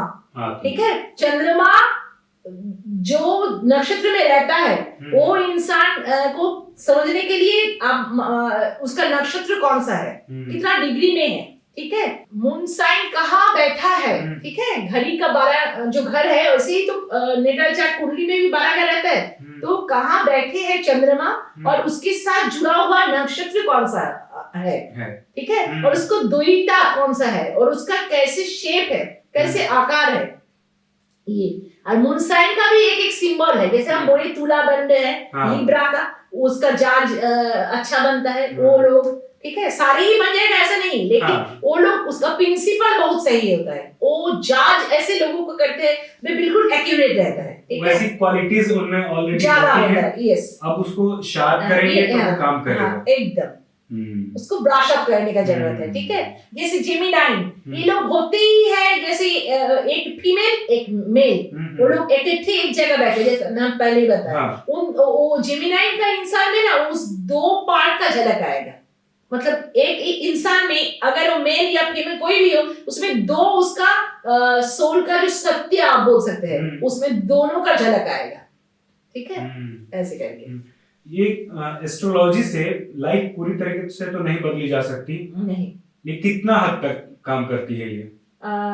देखिए, ये तो आप मॉडर्न एरा में एस्ट्रोलॉजी से पूरी बदल जाएगी ये तो हम नहीं बोल पाएंगे, बोलना उचित भी नहीं रहेगा, लेकिन एस्ट्रोलॉजी आपको गाइड करेगा कि आप कैसे चलिएगा अपना जिंदगी में, आप कैसे क्या कीजिएगा, आप किस लिए आप पैदा हुए हैं धरती में। पहला मैटर तो ये है, हर एक जो आज के दौर में माता पिता रहते हैं, वो लोग चाहते हैं आज के दौर में 1 या 2 बच्चा, कि मेरा बच्चा डॉक्टर बन जाए, मेरा बच्चा इंजीनियर बन जाए, उसे फोर्स भी करते रहते हैं। ठीक है, मेरा बच्चा प्रोफेसर बन जाए, ये तो बाद का बात है, पहले तो डॉक्टर इंजीनियर बनो या क्रिकेटर बनो या फिल्म स्टार, जिसमें पैसा ज्यादा है, नेम के साथ फेम भी ज्यादा है, जल्दबाजी ज्यादा करते रहते हैं। इस फील्ड में जाओ, पैसा भी है, फेम भी आ जाएगा और आपका सही से मतलब पॉपुलर बन जाओगे आप। ये नहीं सोचते हुए उसको एक एजुकेटेड एस्ट्रोलॉजर के पास जाना चाहिए बच्चा का जन्म होने के बाद, जिसका हॉरोस्कोप क्या बोल रहा है। जैसे आज की दिन में 10 फॉर एन एग्जाम्पल आप ये ले सकते हैं उदाहरण की तरह कि जैसे बैंक में एक अकाउंट खोलने पर QR कोड जैसे जनरेट होता है, वैसे एक इंसान पैदा होते ही उसका भी एक कोड जनरेट हो जाता है। ये इंसान ये करने के लिए पैदा हुआ है। ठीक है, मान के चलिए एक कुंडली देखने के बाद वो पर्टिकुलर जो जातक या जातिका जो हम पहले बताए हैं, again and again I told you so, कि जो मेल एंड फीमेल जो नेटिव है अकॉर्डिंग टू एस्ट्रोलॉजिकल जो लैंग्वेज, पुरुष या महिला जातिका है, वो उसका क्या वो करने के लिए धरती में पैदा हुई है। when he or she taking part in when he or she are taking part in the earth, that time the planetary positions वही तो एस्ट्रोनॉमी है ना। इट्स अ पार्ट ऑफ, जो हम बोले एस्ट्रोलॉजी है, it's a part of astronomy. तो मान के चलिए उसका रोड मैप जिंदगी में वो कब क्या करने वाला है, ठीक है, व्हाट व्हेन व्हिच, कैसे कब क्या करने वाला है, ठीक है। अच्छा, एक जो ये सवाल है, शादी के टाइम पे कुंडली मिलाया जाता है, अगर कुंडली नहीं मैच करती है और फिर भी शादी होती है तो उसका कुछ इम्पैक्ट पड़ता है लाइफ पे? एक्चुअली ये बात में मैं दूसरा एस्ट्रोलॉजी की तरह एक सेम ओपिनियन मैं नहीं रखती हूँ। क्योंकि जो शादी बोलिए या विवाह बोलिए या कुछ भी बोलिए, मैरिज स्टेटस, उसमें जो कुंडली मैच वो कराने का जरूरत तो है, कहाँ क्या कब आपको कौन सा प्रिकॉशन का इस्तेमाल आपको करना पड़ेगा ये जानकारी के लिए। लेकिन all are depends on previous karma, all जो है ना, all depends on previous karma, इसके द्वारा जो आपका जन्म हुआ है ये पूर्व निर्धारित है कौन आपका जीवन साथी बनेगा और उसके साथ आपका क्या क्या प्रॉब्लम आप फेस कीजिएगा। 5th हाउस से हम लोग लव रिलेशनशिप देखते हैं और 7th हाउस से देखते हैं आपका बेटर हाफ, ठीक है। वो 5th हाउस का जो लव रिलेशनशिप है वो आपका बेटर हाफ होगा कि नहीं, उससे सिर्फ एक अच्छे दोस्त है आप लोग, ये अच्छा पार्टनर है, लेकिन आपका वाइफ मैरिटल स्टेटस में वही पार्टनरशिप अच्छा चलेगा, ये 5th और 7th जो अफेयर्स है वो शादी तक पहुंचेगा कि नहीं पहुंचेगा, ठीक है। वो पहला वाला मैटर और दूसरा वाला मैटर पूर्व निर्धारित है। जैसे आप जहाँ कहाँ जन्म लीजिएगा, आप कोई बड़े रिच घर में जन्म लीजिएगा या मिडिल क्लास फैमिली में, वो भी तो आप नहीं डिसाइड, खुद तो नहीं डिसाइड किए है ना, वो पूर्व निर्धारित है आप कहाँ पैदा हुए हैं। उसी तरह आपका शादी, आपका विवाह बोलिए या आपका संतान, आपका एजुकेशन, ये जो आप अंकल बने हैं, आप तो इंजीनियर भी बन सकते थे, क्यों नहीं बने? कोई इंसान इंजीनियर है वो तो अंकल नहीं है, मतलब वो विशेष गुण क्वालिटी वो आप में है और ये प्री डिसाइडेड है, ये एकदम प्रीडेस्टिन्ड, डिसाइडेड ये बोला नहीं, प्रीडेस्टिन्ड, पूर्व निर्धारित भाग्य, प्रीडेस्टिन्ड ये वर्ड यूज कीजिए। किसके लिए, कहाँ कब पैदा होंगे, जैसे आपको पता नहीं था कब हम लोगों का डेस्टिनेशन का अंत आ जाएगा, एंड वो भी हम लोगों को पता नहीं है। हम लोग सब जो कर सकते हैं प्रेडिक्टिव एस्ट्रोलॉजी, मतलब ये प्रेडिक्शन करते हैं कि आपका जीवन 80 साल तक रहेगा, आपका 75 तक, मोर और लेस मान सकते हैं 90% के लिए आप सही हो जाएंगे या मैं सही हूँ, लेकिन 10% वो आप कभी नहीं सही कर पाइएगा, क्योंकि ये फलित पाठ है। बहुत सारे लोग बोलते हैं आप बोले थे नहीं हुआ, अब बहुत सारे का जो मैं बताती गई वो होता गया, ये दोनों ही हो सकता है क्योंकि ये फलित पाठ है, प्रेडिक्टिव। और ये फिर से मैं दोहराऊंगी वही बात, अगर सर्जरी करने के टाइम सर्जन आपसे बॉन्ड से सिग्नेचर ले रहा है, मतलब उसे भी पता नहीं है ये सर्जरी के बाद वो बीमार इंसान वो सही हो जाएगा, ठीक है। तो वैसे ही एक प्रेडिक्टिव एस्ट्रोलॉजी फलित पार्ट जो है ज्योतिष का, उससे हम लोग एस्ट्रोलॉजी भी बोल सकते हैं कि हम लोग अप्लाई कर रहे हैं सही फॉर्मूला का, लेकिन वो हर एक किसी के लिए वो मेडिसिन की तरह है, एक ही पैरासिटामोल से सबका फीवर चला जाता है ये नहीं होता है। वैसे ही जेमोलॉजी जो हम लोग अप्लाई करते हैं ना, हम लोग तो देते हैं रत्न स्टोन नहीं, जेम स्टोन, जेमोलॉजी का जो अप्लाई होता है उससे सही का ही बीमारी सही हो जाएगा, सही सब कुछ सही हो जाएगा, ये नहीं होता है। हर दवा हर किसी पे सूट नहीं करता है, ये मैटर में हम लोग पीछे है, इसके ऊपर और भी थॉरो रिसर्च करने का जरूरत है। हाँ, एआई आने से एस्ट्रोलॉजी में कितना एडवांस चीजें और जुड़ जाएंगी। एक्चुअली आर्टिफिशियल इंटेलिजेंस का कोई भी प्रयोग या बोल सकते हैं कि एप्लीकेशंस एस्ट्रोलॉजी में कभी भी जरूरत पीछे भी नहीं आया था, अभी भी नहीं आएगा, क्योंकि astrology man to man vary करेगा।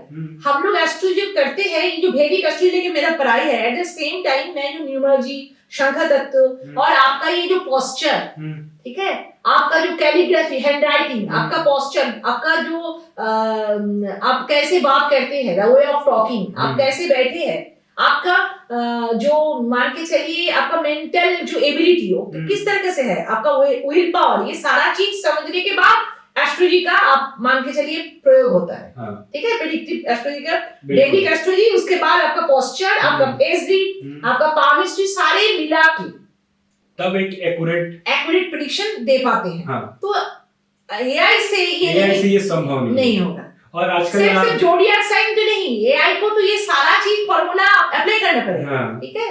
आजकल एप्स बहुत सारे आए हुए हैं, लेकिन एक बात हम बोलना चाहते हैं, मैं जिस तरह से प्रेडिक्शन देती हूँ उसमें क्या है, जो प्रॉपर एप्लीकेशन मैं इसलिए कर पाती हूँ, मोर देन 95 केसेस मैं अभी तक जो जितना की हूँ पीछे 10 साल से, मतलब लगभग 1500 क्लाइंट तो मैं देख चुकी हूँ। मतलब उसमें से ओनली 1 to 2% आप बोल सकते हैं, those are very negligible cases में मैं मुझे वो सक्सेस नहीं मिला है, लेकिन 95% केसेस में मुझे सक्सेस मिला है। मैं जो बताती गई उसका जिंदगी में होता गया।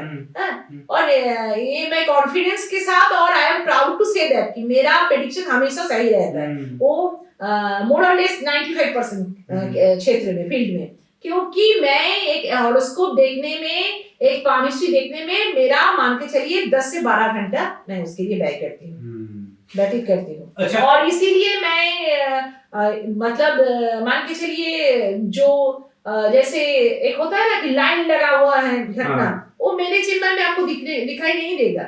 ऐसे ही I am one of the expensive astrologer in Jharkhand. ऊपर चार्ज करती हैं?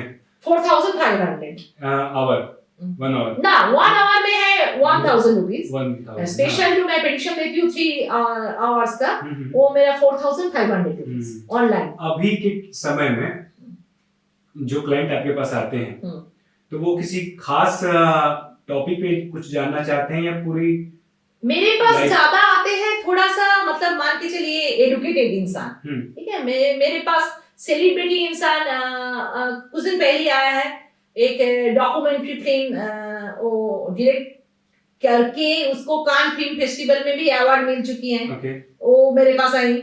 मेरे पास राजमाता लोग भी आते हैं, मेरे पॉलिटिशियन लोग भी आते हैं, मेरे पास डॉक्टर, इंजीनियर, प्रोफेसर सारे लोग आते हैं। और वो लोग मेरे से मतलब वो उसका जो है मान के चलिए, वो लोग वो सब क्लाइंट मेरा जो एक्यूरेसी से बहुत वो लोग सेटिस्फाइड भी है। अच्छा, पॉलिटिशियंस के पास तो पैसे की कमी नहीं है, जो सेलिब्रिटीज हैं उनके पास भी नहीं है, डॉक्टर हैं उनके पास भी पैसे की कमी नहीं है, तो जो वो आते हैं उनके पास वो सब्जेक्ट कौन सा रहता है, क्या जानना चाह रहे हैं? वो लोग जानना चाहते हैं मान के चलिए जिसके पास जो भी है, जो सेलिब्रिटी है, उसका नेम फेम तो है ही, बना हुआ नेम फेम इस आगे का ईयर में कैसा रहेगा, वो बिगड़ तो नहीं जाएगा स्थिति। क्यों, तो आज के दौर में क्या देखते हैं, हर एक क्षेत्र में, हर एक फील्ड में लाइन लगा हुआ है। जैसे देखिए ना, एस्ट्रोलॉजी करने के लिए किसी का कोई एजुकेशन की जरूरत ही नहीं है। मुझे दुख के साथ बोल रही हूँ, मुझे बीच बीच में खराब भी लगता है कि मैं ये फील्ड क्यों चूज की हूँ, क्योंकि इसका तो लोग आस्था से जुड़ रहा है। मान के चलिए लोग बोले आस्था, आस्था आपका किस देवता या देवी पे आस्था है, ठीक है। मैं सनातनी हूँ, हर एक देवता या देवी पे मुझे आस्था है, ठीक है। लेकिन इससे मतलब नहीं है कि एस्ट्रोलॉजी के साथ आप आस्था को जोड़िएगा, ठीक है। मैं ये नहीं मानती हूँ कि आपका बुखार है, चलो आप हनुमान चालीसा पाठ करो, बुखार सही हो जाएगा। आपके घर में बच्चा नहीं हो रहा है, आप श्री कृष्ण जी के मंदिर में जाओ और एक लड्डू गोपाल का मूर्त वहां दे के आओ, या एक चांदी का झूला लेके चले आओ, उससे आपका बच्चा हो जाएगा। नहीं, तब उस आपको जो इनफर्टिलिटी आपका या आपका वाइफ का हो रहा है, उसके लिए आप कोई अच्छा गायनेकोलॉजिस्ट के पास जाइए, तब आप एस्ट्रोलॉजी के पास भी पहले नहीं आइए। एस्ट्रोलॉजी के पास आइए इस जानने के लिए मेरा बच्चा होगा। तो बहुत सारे हम लोग देखते हैं कि आईवीएफ के द्वारा वो जा रहा है, फिर भी बच्चा नहीं हो रहा है, तब जाके आइए सच में मेरा लेकिन मेरा पैसा खर्च होगा बेफिजूल, या मैं सच में मेरा कुछ होने वाला है, ये जानकारी एप्रिल से लीजिए। लेकिन झूला वगैरह दान करने से मंदिर में बच्चा होता है। और ये अगर आप भगवान को मानते ही हैं, हाँ जरूर मानते हैं, तो वो भी डिपार्टमेंट तो बांट के रखे हैं, उनका भी डॉक्टर है। हाँ एकदम, जैसे हम अभी बोले ओशिनी भाती। तो आपको भी सोचना चाहिए कि जिस काम को डॉक्टर ही ठीक कर सकता है, मैं उन्हीं के पास जाऊं। एकदम, मैं तुरंत रेफर कर देती हूँ। मुझे है कि आपका बच्चा होगा, लेकिन आपका कुछ प्रॉब्लम है, तो you really need and as a expert, तो आप डॉक्टर के पास जाओ, और आपका सच में जरूरत है, क्योंकि डॉक्टर जो कर पाएगा, जो सलाह वो देगा, वो तो मान के चलिए वो ऐसा सलाह देगा जो उसका तुरंत सही कर पाएगा कोई चीज, क्योंकि हेल्थ रिलेटेड इश्यूज में तो आप डॉक्टर के पास जाओगे ना। आपका फीवर है, आप हनुमान चालीसा पाठ करोगे, आपका मतलब डिसेंट्री है, आपका कुछ पेट का खराब चल रहा है, प्रॉब्लम चल रहा है, सुंदरकांड का पाठ कीजिएगा तो उसमें हो जाएगा। नहीं होगा भाई। अच्छा, ग्रह दोष क्या है? ग्रह दोष मतलब जो ग्रह बहुत सारे टाइम हम लोग बोलते हैं कि देखते हैं according to astrological concept again, ठीक है। जो आपका प्लैनेट्स है, मान के चलिए आपका मेजर प्लैनेट जुपिटर या सैटर्न, क्योंकि जुपिटर से हम लोग आपका बैंक बैलेंस, जो आपका जमा पूंजी वो देखते हैं, और सैटर्न से हम लोग आपका मान के चलिए सैटर्न से हम लोग बहुत हायर एजुकेशन आपका जरूरत है, किसी का भी कोई रिसर्च कर रहा है उसके लिए सैटर्न ये मेजर प्लैनेट मतलब अकाउंटेबल है, गिनती में आता है। तो ये सब मेजर प्लैनेट अगर किसी का हॉरोस्कोप में मर चुका है, किसी का मान के चलिए रवि मर चुका है, तो रवि से नेम है, रवि से पिता, रवि से आईसाइट जो आंख का दृष्टि, ठीक है, ये देखते हैं। तो अगर हम लोग देखते हैं कि रवि मर चुका है तो हम लोग बोलते हैं कि ये रवि मृत अवस्था है, बहुत सारे अवस्था है, ठीक है। According to astrological concept planet जो है वो नित्य गीत करते रहते हैं, मतलब वो उसका अनाउंसमेंट उसका चाहिए, वो भी डांस सिंगिंग ये करता है, वो उसका उपवेशन अवस्था मतलब बैठ जाता है, फिर वो गमन अवस्था मतलब वो गमन इच्छुक मतलब एक हाउस से दूसरा हाउस जा रहा है। जब हम लोग कहीं निकलते हैं ना घर के प्रति हम लोग का दृष्टि रहता है ना बाहर के प्रति, तब लोग मन चंचल रहता है। प्लैनेट का भी ऐसे बहुत सारी स्थितियां है, प्लैनेट का भी पोजीशंस रहता है पीक एक्सॉल्ट पोजीशन, मतलब जहां ग्रह बहुत अच्छा फल देता है, ठीक है। प्लैनेट का भी ऐसा स्थिति रहता है जहां बेनिफिशियल प्लैनेट भी बहुत तरह के टाइम मेलेफिक काम कर देता है, मतलब शुभ ग्रह भी अशुभ बन जाता है, और मैलेफिक जो प्लैनेट्स है वो भी शुभ ग्रह जैसा फल दे देता है, ठीक है। प्लैनेट मर जाता है मृत अवस्था, मृत अवस्था मतलब उसका कोई वो फल नहीं है उसका, वो इनवैलिड हो गया, ठीक है, ये भी अवस्था है। तो ऐसे ही हम लोग देखते हैं प्लैनेट आपका मेजर जो प्लैनेट्स है, जैसे मान के सन, जैसे मान के चलिए मून, जैसे मान के चलिए जुपिटर, जैसे सैटर्न, ये लोग कैसे है। जैसे मार्स किसी का अगर मर चुका है कुंडली में, नेटल चार्ट पकड़ के चलिए तो भूमि देखते हैं, मंगल से खून का बीमारी देखते हैं, ठीक है। तो वो लोग का खून का बीमारी यंग अवस्था में, आज के दौर में सबका ही आपका हाइपरटेंशन या blood pressure, high blood pressure या शुगर है, लेकिन वो लोग का कुछ यंग एज में हो जाएगा, या तो उसका जमीन जायदाद लेके प्रॉब्लम रहेगा, ठीक है, कुछ उसका मान के चलिए लिटिगेट प्रॉपर्टी वो खरीद लेगा। तो इसके उपाय क्या क्या है? उपाय तो, है? हाँ, उपाय तो जरूर है, हाँ। लेकिन 100% आपको क्यूरेबल है ये हम नहीं बोल सकते, थोड़ा बहुत राहत मिलेगा, हमेशा थोड़ा बहुत, यही बोलेंगे। तेज धूप में छतरी जैसा, हाँ, तेज धूप में छतरी क्या एसी जैसा फल देगा, लेकिन बाहर जो आपका 40 डिग्री टेम्परेचर में एसी लगा के आपका घर का माना बन के चलिए 25 डिग्री बना के रखे है, हाँ। अगर घर से बाहर जाके एसी कार में बैठे हैं, वो जो बाहर जा रहे हैं, तब तो आपको लगेगा ना गर्मी है, हाँ। ये तो पकड़ के चलना पड़ेगा, मतलब आप कवर कर सकते हैं, हाँ, बच नहीं सकते, लेकिन बच नहीं सकते। आपका अगर हाथ कट के जा रहा था तो उंगली तो कटेगा ही कटेगा। मांगलिक दोष क्या है, इसका सच क्या है? एक्चुअली मांगलिक ये दोष बोलिए या गुण बोलिए, एक्चुअली ये भी दो तरह से बटा हुआ है एस्ट्रोलॉजर लोग। कोई बोल रहा है कि मांगलिक दोष होता ही नहीं है, कोई बोल रहा है मांगलिक दोष बहुत ही एक डरावना दोष है, हाँ। जो रहने से आपका मैरिटल स्टेटस, विवाहित जीवन में बहुत ये हानि कर देता है। लेकिन मांगलिक की वर्ड तो आया है मंगल से, हाँ। जो ऑस्पिशियस कर्म है उसे तो हम लोग मांगलिक अनुष्ठान बोलते हैं, जैसे शुभ विवाह मांगलिक अनुष्ठान, जैसे पहला मुंह झूठी फास्ट ईटिंग जो राइस सेरेमनी, उसे हम लोग बोलते हैं मांगलिक अनुष्ठान। कोई भी ऑस्पिशियस जो ओकेशन है ना, सनातनी एज ए सनातनी, उसे हम लोग मानते हैं वो ऑस्पिशियस शुभ ओकेशन, और वो मांगलिक है। मांगलिक की वर्ड आया है मंगल से, तो मार्स ऐसे होता है वॉरियर, मार्स के लोग मंगल के जातक या जाति का वो योद्धा टाइप का होता है।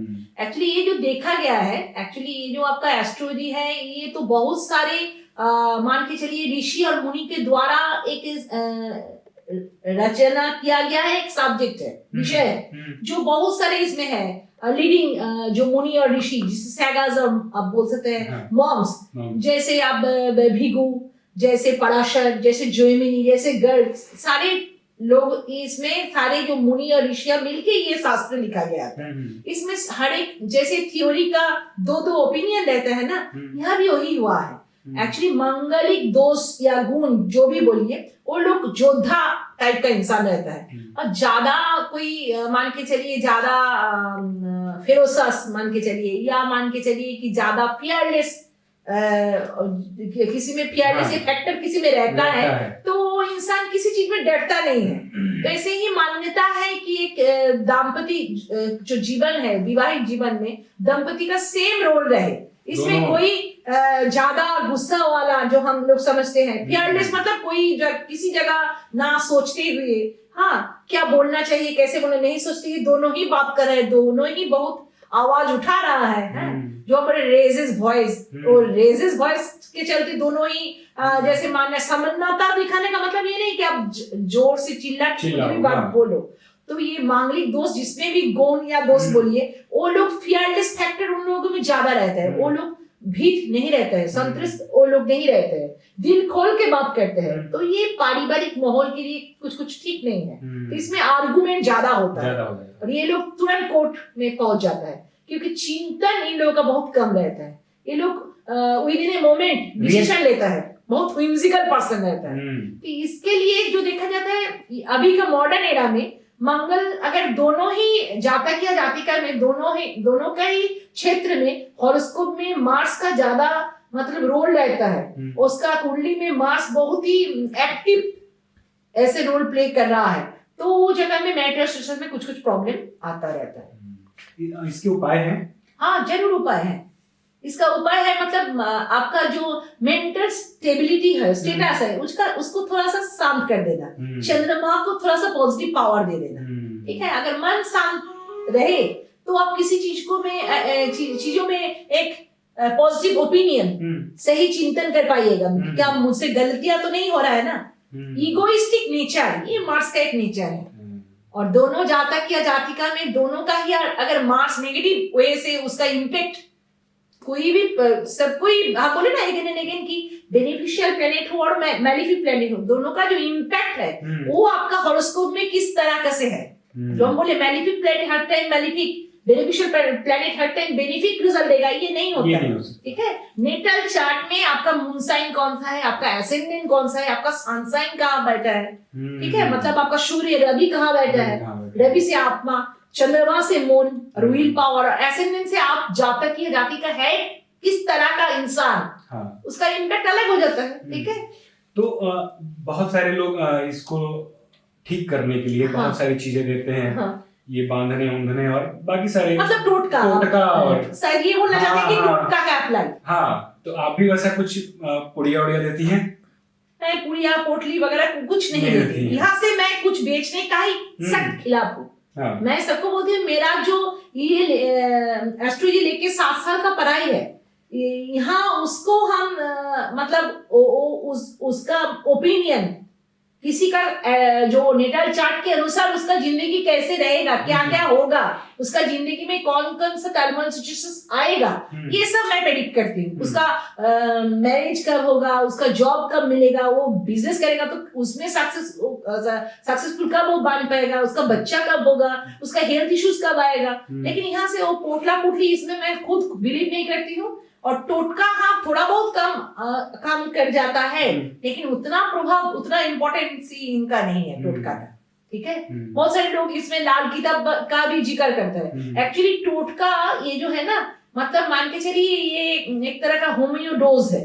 तो होम्योपैथ जो मेडिसिन आप अप्लाई किसी में होता है ना, होम्योपैथ मेडिसिन खराब है ये हम कभी नहीं बोलेंगे, लेकिन उसमें बहुत सारी चीज का पालन करना पड़ता है। आप ऐसे रहो, उस चीज मत खाओ, ज्यादा खट्टा चीज मत खाओ, सुबह उठ के एम्प्टी स्टमक खाना खा लो, जो आज के दिन में बहुत प्रॉब्लम होता है उसे सही से अप्लाई करने में। वैसे ही टोटका का भी प्रॉपर एप्लीकेशंस ये नेक्स्ट टू इम्पॉसिबल है। अच्छा, ये पामिस्ट्री और एस्ट्रोलॉजी ये कितना संबंध है? हाँ, कितना मतलब बिल्कुल संबंध है, क्योंकि जो जातक या जाति का नेटल चार्ट हम लोग ड्रॉ करते हैं, जो ड्रॉ करते हैं date of birth, place of birth, time of birth के आधार पे, उसी का ही तो झलक उसका अपना हाथ, पाम मतलब तो आपका हाथ, ठीक है, हस्तरेखा, उससे उसी का ही पता चलता है, ठीक है। लेकिन मान के चलिए एक हुआ आपका ब्लूप्रिंट और दूसरा हुआ आपका एकदम उसके ऊपर निर्मित कुछ चीज, जैसे एक ब्लूप्रिंट, एक घर आप जैसे हम लोग वास्तु करने के लिए जाते हैं, कोई अगर ब्लूप्रिंट भेज देता है उसका एक तरह का इम्पैक्ट पड़ेगा, ठीक है। वो ब्लूप्रिंट से हम जितना समझ पाएंगे लगभग 60 to 70%, लेकिन वही वास्तु अगर मैं खुद विजिट करने के लिए जाती हूँ तो वहां से तो सही से सब कुछ और भी अच्छे से प्रॉपर विजुअलाइज होता है कि इस जगह में ये है, ठीक है। तो ऐसे ही एक नेटल चार्ट से ज्यादा पता कर पाना संभव है। पामिस्ट्री में कुछ मिसिंग लिंक, एक्चुअली पामिस्ट्री का उतना बुक्स भी अवेलेबल नहीं है, ठीक है। तो जो लोग आपके पास नहीं पहुंच सकते हैं तो वो लोग ऑनलाइन पिटीशन लेते हैं, ठीक है। वहां भी मैं पामिस्ट्री, उनका पोस्चर, उनका फिजिक्यू, सारी चीजों का फोटोग्राफ भेजने के लिए बताती हूँ। तो ये किस तरीके से होता है? ये तो फेस रीडिंग करते हैं, फिर पामिस्ट्री करते हैं, फिर उसका न्यूमेरिकल कुछ क्वेश्चंस है वो भी मैं पूछती रहती हूँ, उसके बाद उसका नेटल चार्ट ड्रॉ करती हूँ, उसके बाद जूम मीटिंग में वो मैं डिस्कशन। तो ये किस तरीके से काम करता है, कुछ बताएंगे? पूरा तो नहीं समझ पाएंगे। हाँ, जैसे एक इंसान मुझसे कांटेक्ट किए, मेरा ऑफिस से का टीम से, मुझे इनसे दिखाना है, ठीक है।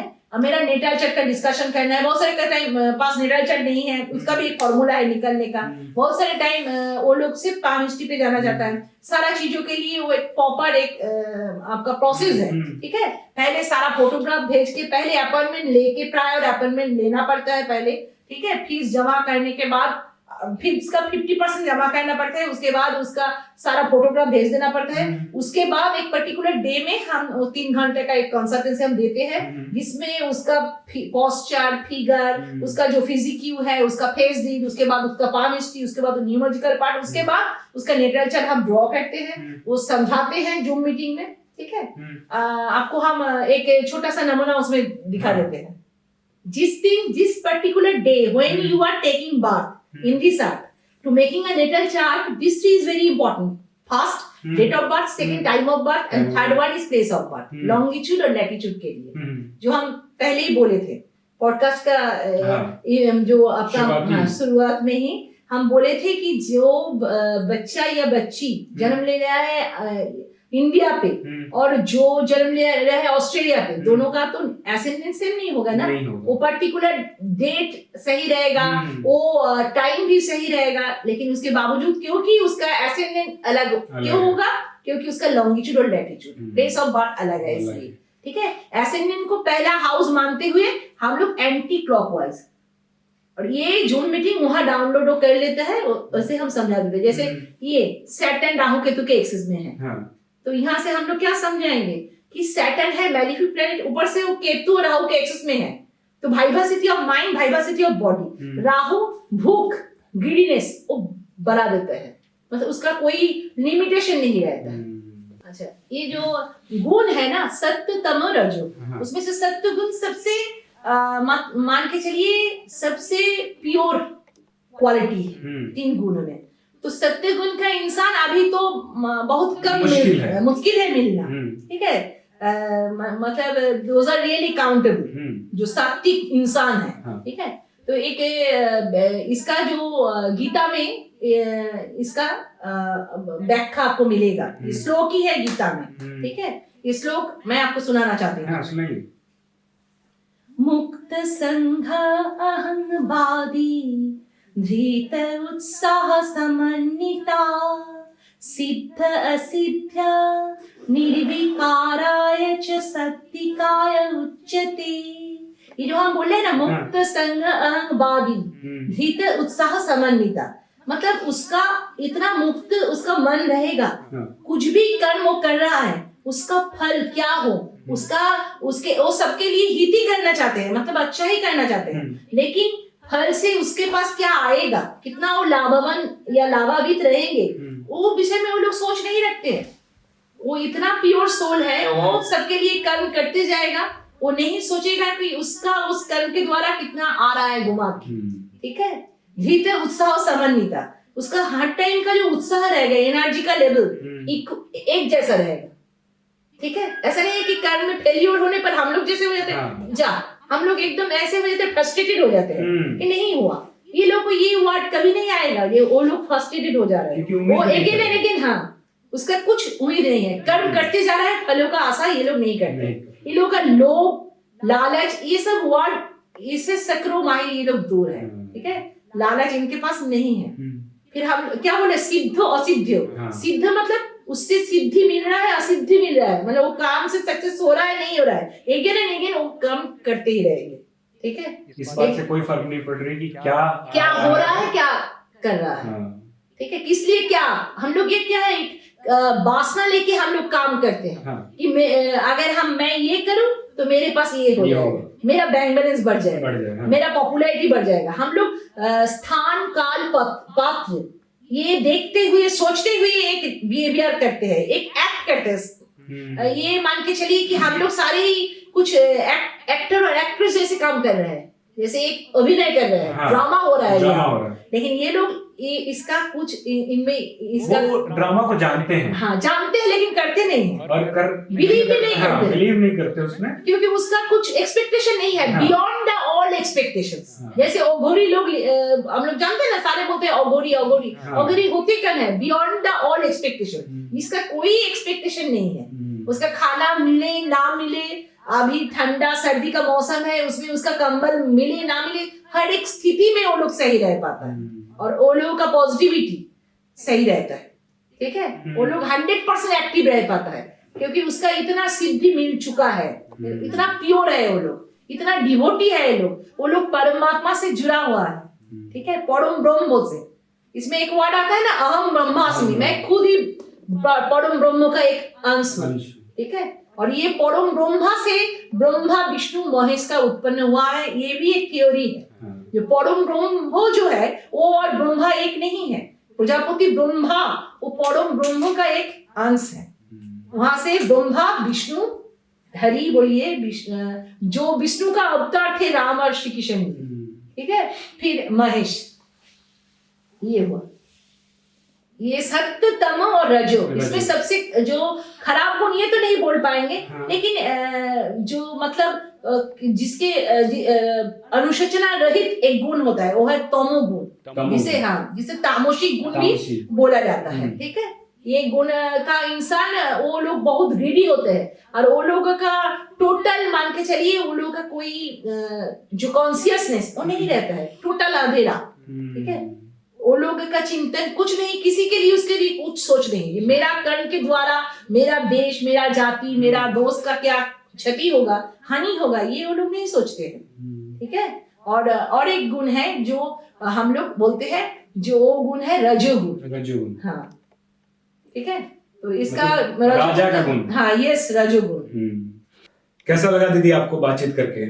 और आशा रखती हूँ कि भाई लोग, आप लोग जो भाई हैं वो दोबारा यहाँ जरूर आएंगे मेरा चैम्बर में। और ये सब्जेक्ट तो बहुत वास्ट है ना, ये 2-4 मीटिंग तो क्या, एक जन्म भी कम पड़ेगा इसको सीखने के लिए और समझाने के लिए, ठीक है। ये बहुत ही वास्ट एक सब्जेक्ट है, इसे सामुद्रिक शास्त्र के नाम से भी जाना जाता है। ये मान के चलिए बहुत वास्ट, एक जन्म क्या 100 जन्म भी कम पड़ेगा, ठीक है। तो आप सुनते सुनते और क्वेश्चन करते करते थक जाओगे, ठीक है, ऐसा सब्जेक्ट है। फिर से हम मिलेंगे जरूर, ये आशा रखती हूँ कि आप फिर से मेरे चैम्बर में आए। नमस्ते। नमस्ते। हम आएंगे, पूरी टीम के साथ आएंगे और फिर से शूट करेंगे एकदम। हम चाहते हैं कि ऑथेंटिक जो बात है वो ऑडियंस तक पहुंचे। और आप लोग बताइए कैसा लगा ये एपिसोड, आप लोगों को कमेंट कर सकते हैं, मैसेज कर सकते हैं, आप सजेस्ट कर सकते हैं, और बने रहिए हमारे साथ।